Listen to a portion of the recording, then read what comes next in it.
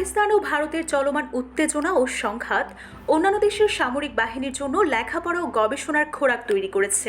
এ ধরনের ব্যাপারগুলো সব দেশের ক্ষেত্রেই ঘটে। বৃহস্পতিবার রাতে পাকিস্তান ও ভারতের বিমান বাহিনীর মধ্যকার আকাশে যুদ্ধ বিমানের সম্মুখ যুদ্ধ বা ডগ ফাইটে অন্তত দুটো ভারতীয় যুদ্ধ বিমান ভূপাতিত হয়। যুদ্ধ পরিস্থিতি বিশ্লেষণে বিশ্বের যে কোনো দেশের সামরিক বাহিনীর জন্য এই সংঘর্ষ একটি গবেষণার বস্তু হয়ে দাঁড়িয়েছে।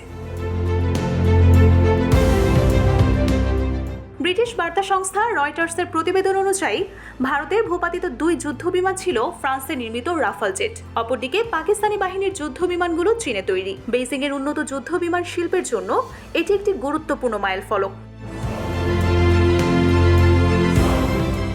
এই আকাশযুদ্ধে পাইলট, যুদ্ধবিমান ও আকাশ থেকে আকাশ পদ্ধতির ক্ষেপণাস্ত্র কিভাবে কাজ করছে তা মূল্যায়নের সুযোগ পাচ্ছে অন্যান্য দেশের বিমান বাহিনী। উন্নত অস্ত্রশস্ত্রে সজ্জিত দুই বাহিনীর মধ্যকার এমন যুদ্ধ বিরল, যে কারণে তাইওয়ান ও বৃহত্তর ইন্দো প্যাসিফিক অঞ্চলে সম্ভাব্য সংঘাতের জন্য প্রস্তুতি নেওয়া চীন যুক্তরাষ্ট্র এই ডগ ফাইটের চুলচেরা বিশ্লেষণ করবে বিশেষ গুরুত্ব দিয়ে। সামাজিক যোগাযোগ মাধ্যমে দাবি করা হচ্ছে, চীনের PL-15 এয়ার টু এয়ার ক্ষেপণাস্ত্র আর ইউরোপীয় সংস্থা MBDA তৈরি রাডার গাইডেড ক্ষেপণাস্ত্র ব্যবহার করা হয়েছে এই যুদ্ধে।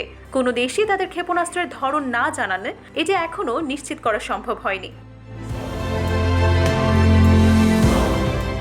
সামরিক বিশেষজ্ঞরা বলছেন যে তার ওই সংঘর্ষের কৌশল, প্রযুক্তি, ব্যবহৃত অস্ত্র, কোনটি কাজ করছে আর কোনটি করছে না, এই সব বিষয়ে যতটা সম্ভব তথ্য সংগ্রহের চেষ্টা করবেন। এই আকাশযুদ্ধে হয়তো চীনের সবচেয়ে ক্ষমতাধর অস্ত্রের মুখোমুখি হয়েছে পশ্চিমা বিশ্বের সবচেয়ে ক্ষমতাধর অস্ত্র, এমন মন্তব্য করেন তারা।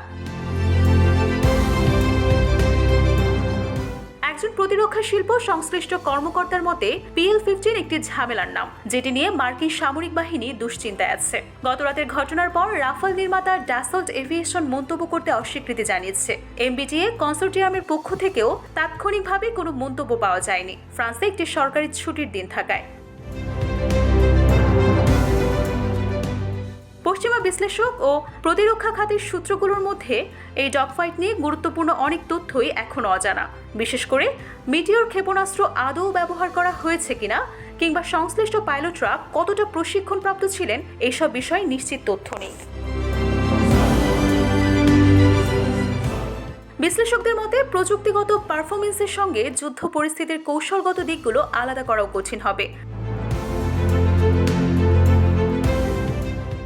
কোনো প্রতিরক্ষা বিশ্লেষক বলেন যে কোন অস্ত্র কাজ করছে আর কোনটা করেনি তা অবশ্যই বিশ্লেষণ করা হবে, তবে যুদ্ধে অনিশ্চয়তা থাকেই। তারা জানান, ইউক্রেন যুদ্ধে নিজেদের অস্ত্র কেমন কাজ করেছে সেসব তথ্য নিয়ে সংগ্রহ রয়েছে মার্কিন অস্ত্র প্রস্তুতকারীরা প্রতিষ্ঠানগুলো।